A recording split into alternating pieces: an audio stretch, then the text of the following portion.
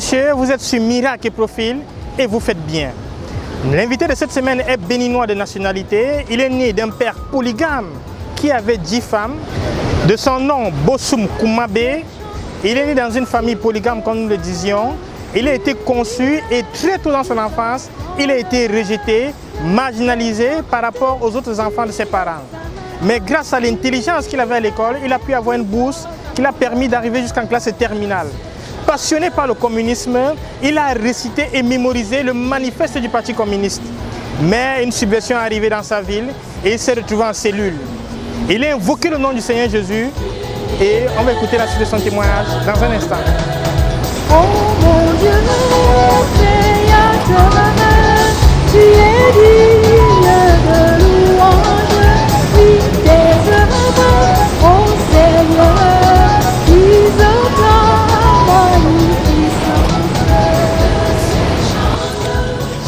Je m'appelle Koumabe Bosoum, c'est-à-dire mon prénom c'est Koumabe, mon nom c'est Bosoum et Bosoum est le nom de mon père. Je suis du Bénin. Je suis né dans un des départements du Bénin appelé le Koufo. Je suis né le 12 août 1965. Mon père est un polygame qui avait 10 femmes. Ma mère était l'une des femmes qui était veuve, c'est-à-dire que c'était la femme du grand frère de mon père. Et quand lui est décédé par le Lévira, mon père a pris ma mère. Mais il s'est passé quelque chose. Elle était encore dans la concession de son feu mari. Et tous les enfants qui naissaient avant moi mouraient. Elle a eu avant moi, déjà pour le premier mari, plusieurs enfants, mais dont 2 grandes sœurs qui sont restées vivantes. Donc quand elle a marié mon père, en tant que veuve, tous les enfants qu'elle essayait de mettre au monde mouraient.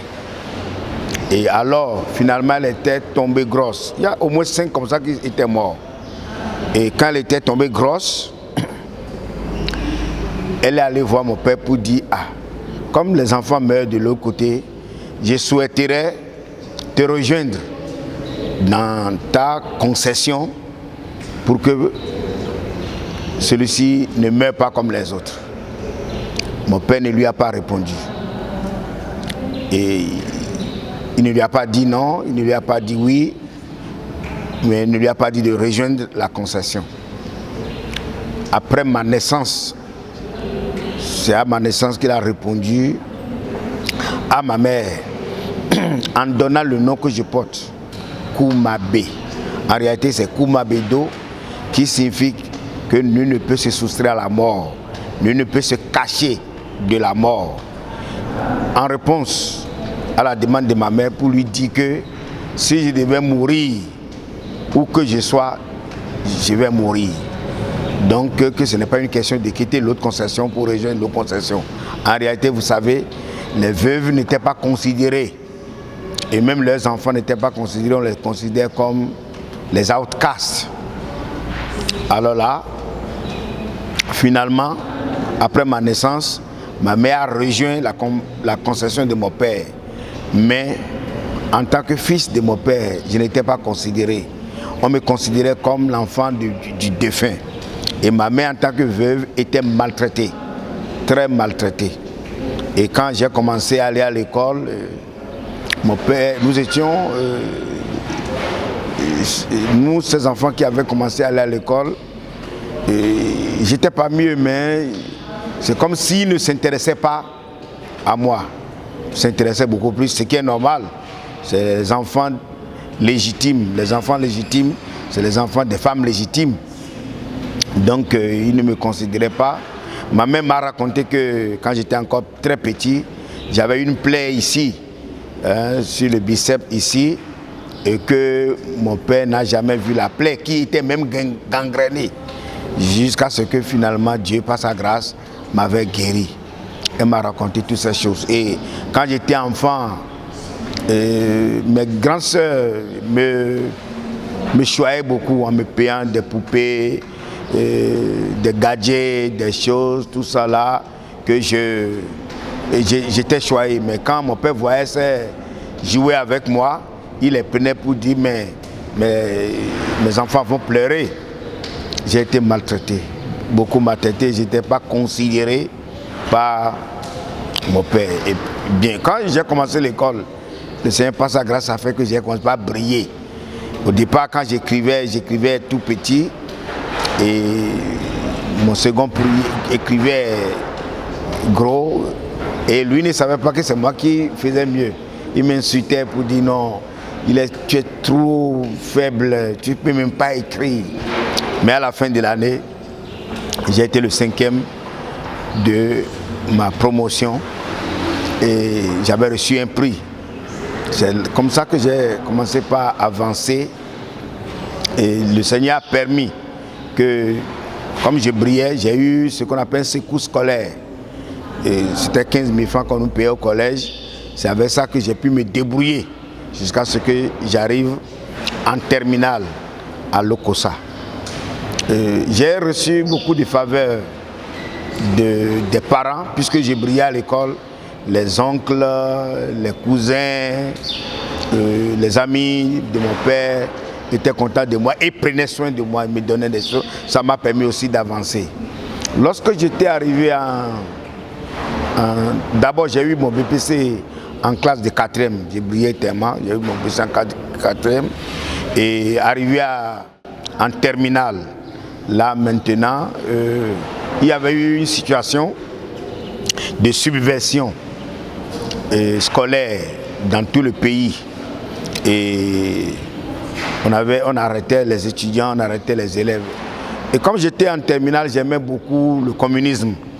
J'avais même mémorisé le manifeste du Parti communiste de Karl Marx que j'ai récité à tout vent. J'étais content de ça. Et j'étais le secrétaire général de l'UNESCO à l'époque, quand j'étais en terminale. Et quand on faisait les réunions, je citais Karl Marx, je citais Lénine. Comme j'avais mémorisé ces choses, je les récitais. Alors là, quand il y avait les grèves et les subversions, avec les tracts qu'on trouvait en ville et les propos que moi je tenais au cours des réunions d'élèves au niveau de l'UNESCO, la police était allée m'arrêter. Quand la police est allée m'arrêter, on m'a conduit au commissariat. Et il y a une chose aussi que je voudrais dire, malgré que j'avais une passion pour le communisme, j'étais aussi dans l'idolâtrie. J'avais commencé à faire les guiguis très tôt pour ma protection. Et c'est alors que j'avais un gros talisman que je portais au cou. Et à part cela, j'avais aussi beaucoup de guigris que j'utilisais. Mais le jour où la police est allée m'arrêter, quand nous sommes arrivés au commissariat, on nous a demandé de nous déshabiller. Je me suis déshabillé et on m'a dit d'enlever mon talisman. J'ai enlevé le talisman. J'avais aussi des mégots, des bougies, des christianistes célestes dans ma poche. Tout ça là est resté dans les pantalons derrière, puisqu'il fallait rentrer dans les sous-vêtements. Alors je suis rentré là, mais Dieu n'a pas pu m'accompagner dans le violon. C'était le premier choc de ma vie. Comment je devais rentrer dans le violon et ils devaient me suivre. On n'a pas permis qu'ils me suivent. Et dans le violon, nous étions nombreux, c'est un violon à peu près 3 mètres sur 3. Nous étions très nombreux dedans, des jeunes élèves et des étudiants. Et il n'y avait pas de place, il fallait aller aux toilettes dans un seau, uriner dans un seau qui est là, et il n'y avait pas de place pour se coucher. Il fallait que certaines personnes se couchent et d'autres restent debout et on dormait à tour de rôle. C'est ainsi que j'ai commencé par voir la valeur de la liberté. Et par les fenêtres, quand je voyais même un jour j'ai vu un fou passer et j'avais admiré la vie de ce fou-là Parce que je dis, mais même si je suis fou que je suis libre, c'est mieux. Alors le président Kérékou, qui était un président révolutionnaire à l'époque au Bénin, et était un vrai dictateur à l'époque, il nous réclamait à Cotonou pour nous envoyer à Segbana. Segbana, c'est une prison bizarre où tous ceux qui sont partis, certains sont morts, d'autres sont devenus aveugles, d'autres sont devenus fous. Et quand on te dit que tu vas à Segbana, c'est fini pour toi. Tes parents savaient que toi tu es perdu. Alors là, ils nous réclamaient. Et j'avais tellement peur. Et nous étions dans le violon lorsqu'un jour, un de mes amis, qui était bachelier en mission à l'époque, a commencé à chanter des chants chrétiens. Il chantait des chants chrétiens toute la journée. Et le lendemain, on l'a libéré. J'ai dit quoi? Lui il chante les chants chrétiens et le lendemain, on l'a libéré. Voilà que moi, en tant que communiste, pro-athée, dirait-on, je ne croyais pas en Dieu. Je combattais les gens avec la petite philosophie que je connaissais. Et je cherchais à dérouter les chrétiens.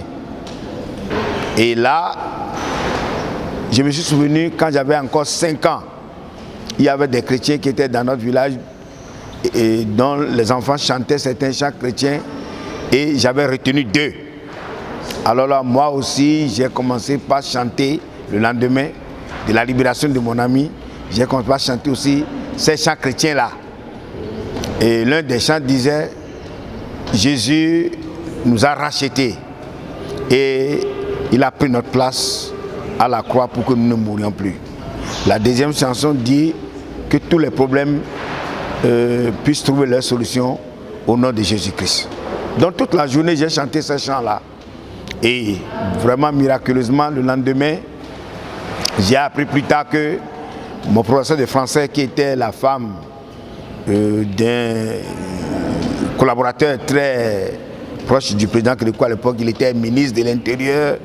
Puisque je brillais beaucoup dans sa matière, elle est allée voir son mari pour lui dire que son meilleur élève a été arrêté et qu'il fallait qu'il fasse tout pour que je sois libéré, sinon qu'elle allait démissionner. Alors le préfet a envoyé un inspecteur de police pour m'aider à rédiger ma déclaration qui a permis qu'on me sorte le lendemain. Et je suis sorti, j'étais très content. Le jour-là, j'ai traversé la ville avec les plats en main, puisque mes frères m'avaient apporté de la nourriture. Au moment où on me libérait, j'ai remis la nourriture aux autres camarades dans le violon. Et je suis sorti avec les plats pour traverser toute la ville sans avoir honte. Et ce jour-là, j'ai tout fait pour rentrer au village en marchant sur 25 km. Et là, j'étais vraiment très content. J'étais vraiment très content. Et là, j'ai réfléchi et je savais que c'est Dieu qui m'avait libéré. Nous étions en 1985. La chose se passait, j'étais libéré le 8 juin 1985. Et à la fin de l'année, j'étais déjà reçu pour le baccalauréat et j'étais allé à Cotonou pour commencer l'université. Et arrivé à Cotonou, un an après, j'ai dit, bon, il faut que j'aille remercier le Dieu qui m'avait sauvé. Et c'est plus tard que j'ai compris que c'était Romains chapitre 10, verset 13 qui s'était accompli. Car quiconque invoquera le nom du Seigneur sera sauvé. Quiconque. Je l'ai invoqué sérieusement au travail de ces chants-là et j'ai été sauvé. Donc j'allais simplement pour aller dire merci au Seigneur et continuer ma vie parce que je me préparais déjà à commencer par vivre une vie de débauche. Et le 8 juin 1986, je me suis rendu dans une église où j'ai vu une petite église en baraque et j'ai vu des gens là. Je suis rentré, et jeune étudiant bouillant. Et je me suis levé, personne ne m'a rien dit. Je suis allé devant pour dire que votre Dieu m'a sauvé il y a un an et je suis venu ici maintenant pour lui dire merci. Hein? Votre Dieu est bon, hein? Il est sérieux. Hein? Moi, il m'a libéré de la prison. Je suis content. Je voulais partir quand j'ai vu quelques figures que je reconnaissais. J'ai dit j'allais attendre pour les saluer avant de partir. Mais le message qu'ils ont prêché le jour-là, c'était sur la repentance, c'est sur l'immoralité sexuelle. Le péché, il ne faut pas commettre le péché, il ne faut pas commettre l'immoralité sexuelle. Ça me faisait tellement mal. À la sortie, j'ai dit, je ne vais plus jamais revenir là. Mais quand je partais, quelque chose me disait, et je crois que c'est le Saint-Esprit. Quand tu quittais le village, qu'est-ce que ton père t'avait dit? Et je disais à moi-même, mon père m'avait dit de ne pas aller faire la compagnie des jeunes filles. Et la chose me disait, Dieu est un bon père. Il est comme ton père. Vraiment. Je continuais à marcher. La même chose se répétait jusqu'à ce que j'arrive à la maison. Et là, quelques jours après, j'ai vu 2 frères m'ont visité. Leur visite m'avait tellement fait mal parce qu'à l'époque, j'aimais tellement la musique congolaise que je pouvais rester 1 mois sans même sortir. Je faisais 1 mois de retraite pour écouter la musique congolaise. Et j'étais en train de le faire quand ils sont venus. Je leur ai posé la question, qui vous a montré ici?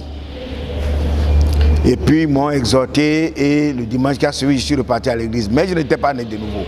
J'ai fait 6 mois sans être né de nouveau. Et chose bizarre, et c'est là un avertissement pour tous les leaders, il ne faut pas mettre les nouveaux convertis à des postes de responsabilité. Bien que je fus nouveau converti, les dirigeants m'ont mis comme moniteur de l'école de dimanche et aussi comme membre du comité de l'église. Ils m'ont aussi nommé prédicateur. Voilà. Pendant 6 mois, je n'étais pas né de nouveau, mais je faisais l'école du dimanche. C'était les églises des assemblées de Dieu. Je faisais l'école du dimanche brillamment et j'étais apprécié.